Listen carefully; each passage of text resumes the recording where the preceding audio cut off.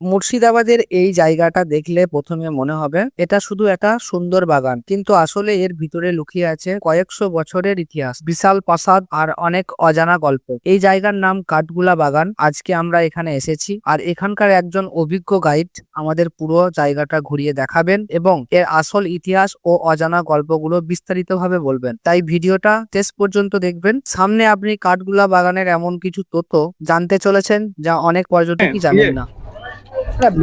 এটা কি আছে? এই জলবদ্ধ ঘেরাঘোড়া জায়গাটাকে সুড়ঙ্গ পথ বলা হচ্ছে।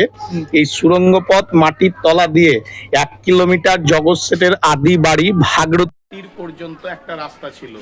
2 বছর আগে সুড়ঙ্গ পথে কোনো জল ছিল না, টোটাল শুকনো একটা ড্রেন টাইপের রাস্তা ছিল মাটির তলা দিয়ে যাতায়াত করবার জন্য।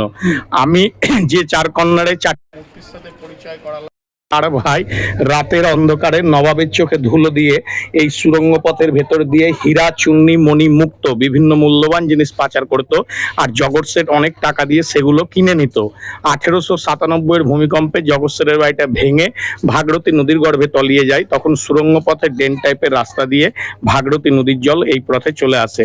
আজকের ডেটে এখানে জলটা ভাগীরথী নদীর জল। ভাগীরথী নদীর জল বাড়লে এখানকার জল বেড়ে যায়, ভাগীরথী নদীর জল কমলে কমে যায়। কতটা বাড়ে কমে দুদিকের ওয়ালে দাগ ছিল, রিসেন্টলি রং করায় ঢেকে গেছে।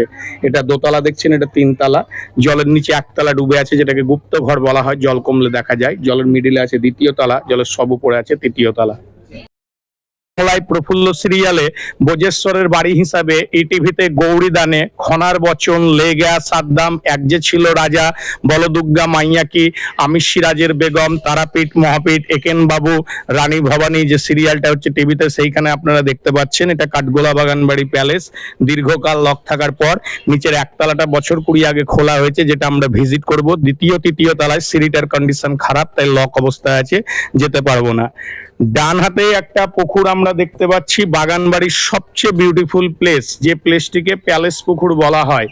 এই প্যালেস পুকুরে পুরো প্যালেসের ভিউ বা রিফ্লেকশনটা জলের উপরে দেখা যায় এবং সেটা দেখতে কতটা সুন্দর লাগে। শেষে যদি আপনারা ওই পার দিয়ে ফিরে আসেন, পুরো ভিউটাই পুকুরের জলে দেখতে পাবেন। ওই পরিচয় করানো 4 ভাই এই পুকুরে প্রায় 150 কেজি ওজনের মাছ নিয়ে খেলা করতো। তারা জাতিতে জৈন ছিল, কোনো জীব হত্যা করতো না, মাছগুলো নিয়ে খেলতো। মারা যাওয়ার পর সেই মাছগুলোকে মাটিতে পুঁতে তার সমাধি তৈরি করে দেওয়া হতো, সেটা আমরা সামনে দেখব।